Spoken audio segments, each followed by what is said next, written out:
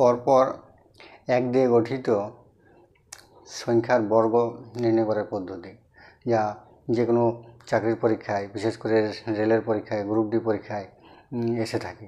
তো কীভাবে সেটা করবো খুব সহজে অনেকের হয়তো জানা আছে, কিন্তু সময়ে মনে পড়ে না।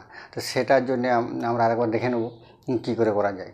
তখন এখানে এক মানে 11 স্কোয়ার, 11 স্কোয়ার করবো, যত এক আছে তাই এক থেকে তত পর্যন্ত লিখব, মানে 1 2, দুটো 1 2, আবার তার রিভার্স করে লিখব উল্টার দিকে।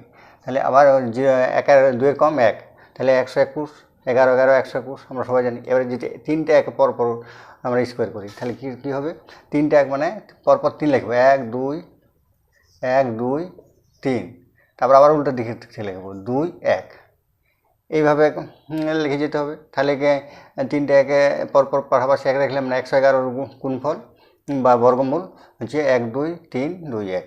এইভাবে যদি 4টা পরপর এক থাকে, 1111 থাকে, সেটার বর্গ কত হবে? তাহলে 4টা এক আছে মানে 1 2 3 4, আবার উল্টা থেকে লিখব 3 2 1। এইভাবে পরপর 4টা এক থাকলে তার বর্গ হবে 1 2 3 4 3 2 1। এইভাবে যদি 5টা এক থাকে তার কত হবে? 5 পর্যন্ত লিখব, 1 2 3 4 5 4 3 2 1। এইভাবে 5টা একের বর্গ আমরা করতে পারি। এভাবে যদি পরপর 6টা এক থাকে তার বর্গ কত হবে সেটা তোমরা লিখে উত্তরে জানাও।